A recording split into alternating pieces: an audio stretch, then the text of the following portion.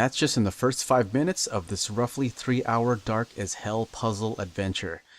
From the developers who created Limbo, Inside is Playdead's newest game, and what a game it is.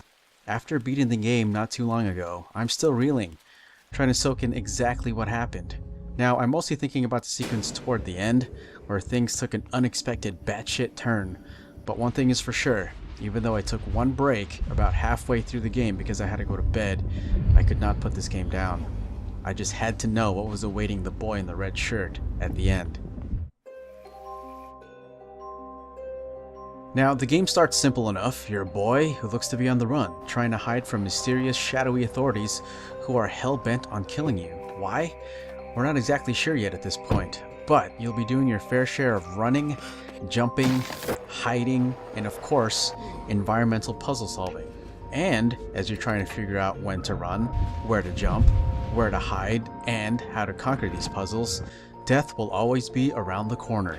And, just like Limbo, you'll be witnessing sometimes horrible, gut-wrenching deaths that will make your head shake in absolute disbelief.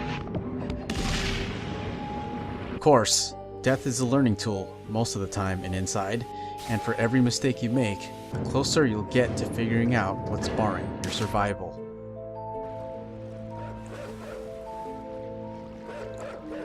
And speaking of puzzles, they're really well done. In the beginning, they're mostly about running and escaping in the nick of time, which will surely make your heart beat a bit faster.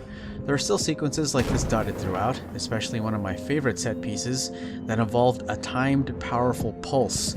It was one of many holy crap moments for me, and the puzzles where you sit and think about how to solve them had a nice flow, taking each step toward completion. Some of them take a little bit of thinking, but once you begin to experiment with the objects and devices given to you, there's a careful logic to them that feels organic with the world constructed for you. As you progress through your journey, the straightforward beginning of being hunted twists a bit, as the game's simple yet strikingly beautiful and ominous visuals begin to start speaking for itself. The world starts to take shape around you, and from the very first moment, you get a feeling that there's something sinister going on here.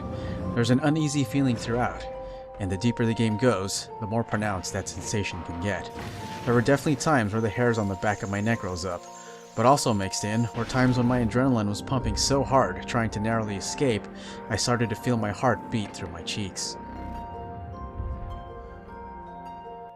While a second playthrough will most likely diminish a tad the wonder and mystery of Inside, I'll never forget all those moments the game made me wince, get seriously creeped out, say holy shit numerous times, nod my head in approval of a sweet puzzle, and raise my eyebrows for long periods of time in utter surprise, as if they were attached by tape to my forehead.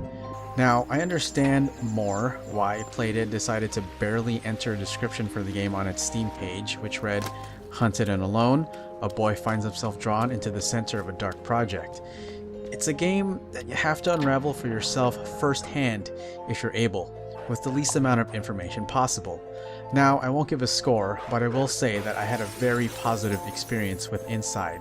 For me, it was 3 hours well spent and an adventure that I'll remember for a while as I encourage other people to try it out.